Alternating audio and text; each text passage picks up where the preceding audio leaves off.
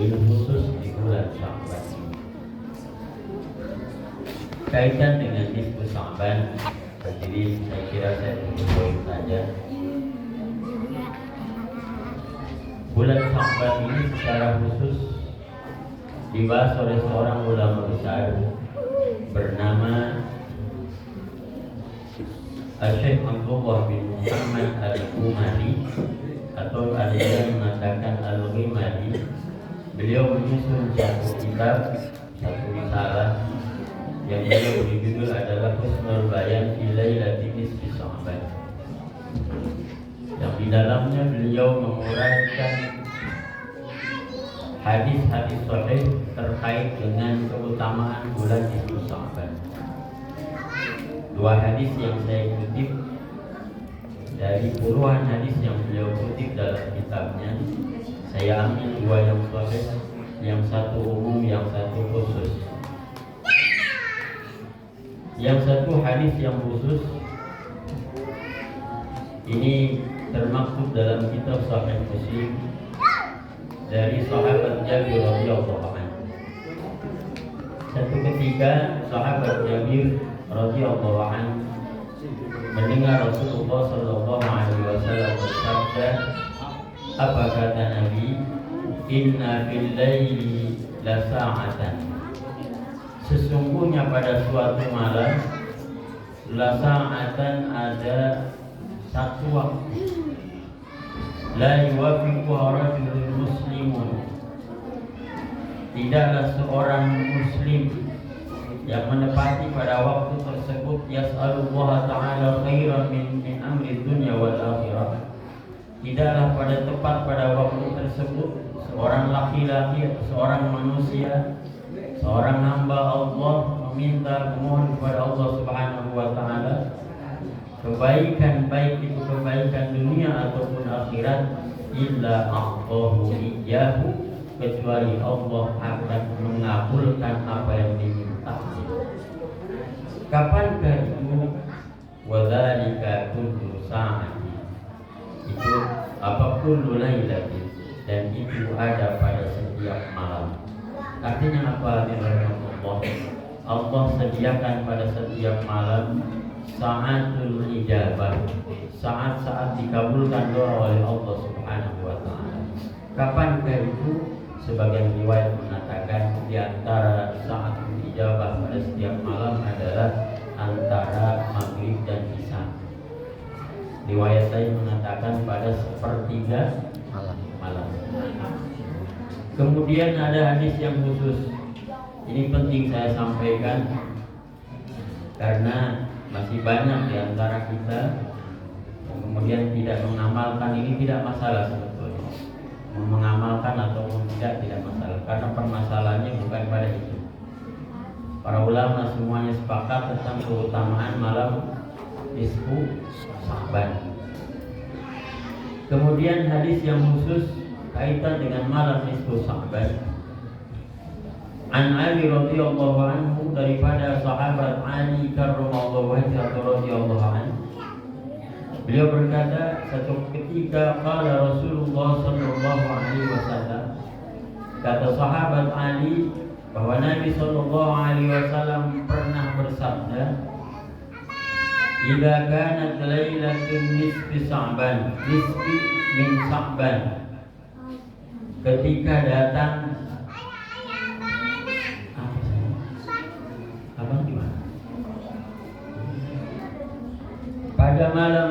pada malam nisfu Sya'ban,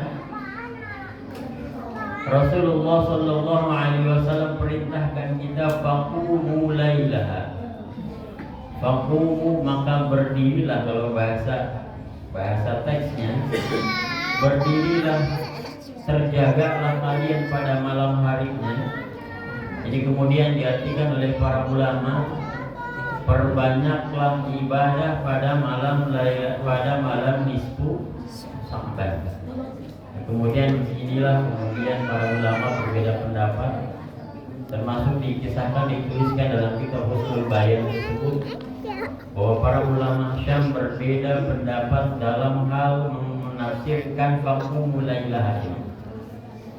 apakah dengan memperbanyak sholat sunnah, dan apakah dengan sholat sunnah berjamaah dan sebagainya, atau dengan berzikir dan lain sebagainya. Dan disinilah mungkin kemudian ada perbedaan pendapat para ulama.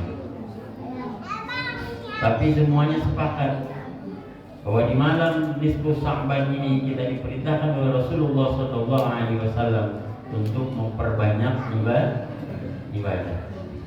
Cuman memang dari segi bahasanya ini mensyiratkan kepada sholat sunnah, karena bahasanya berdiri, faqumu. Sementara sholat yang berdiri, yang salah satu rukunnya adalah berdiri, jadi sholat baik itu sholat sunnah ataupun sholat fardu.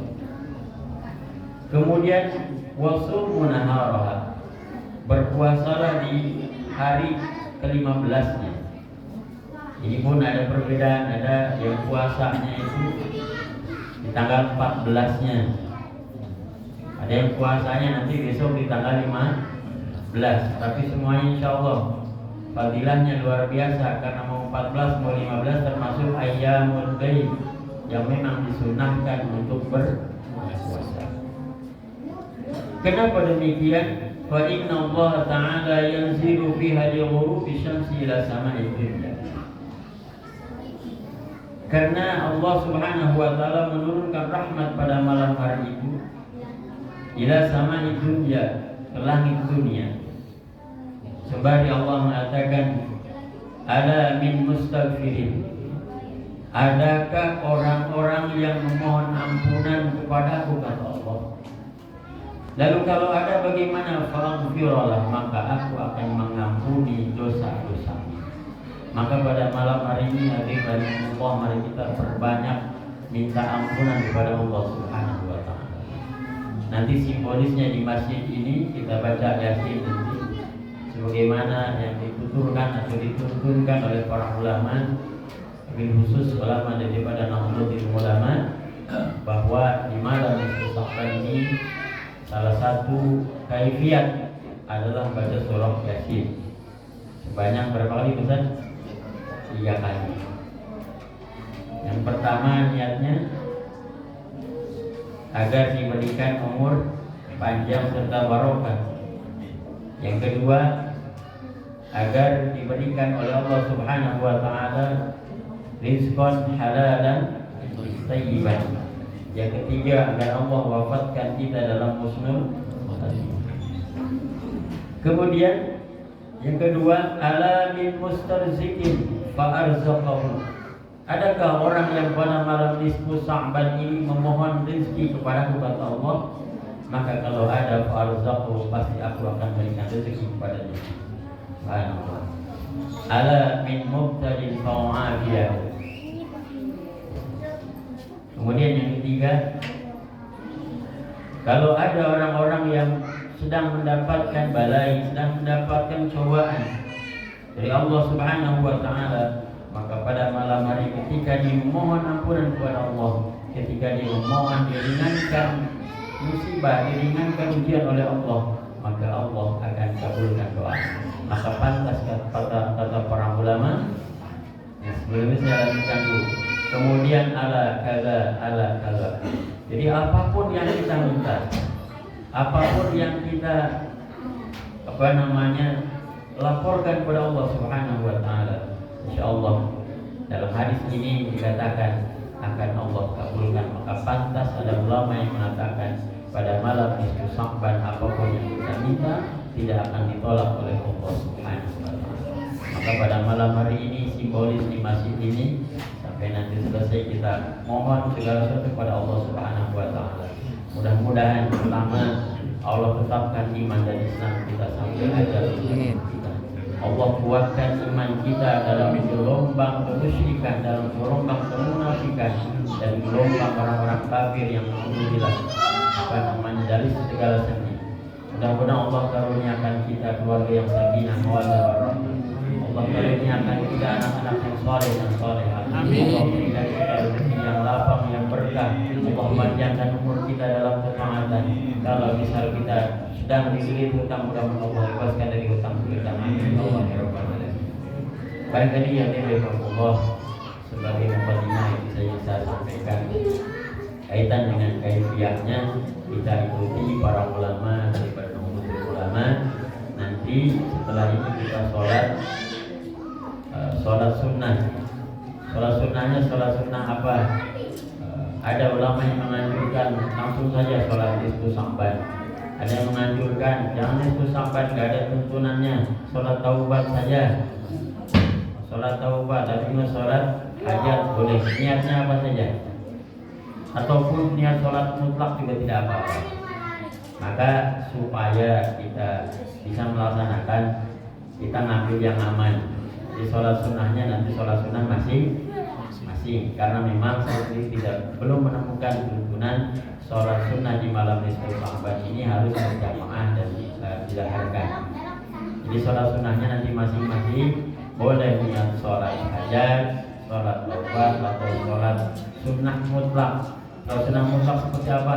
Udah niat saya niat sholat sunnah. Atau yang punya kodoan sholat subuh ya sholat subuh, asal jangan ada kunutnya.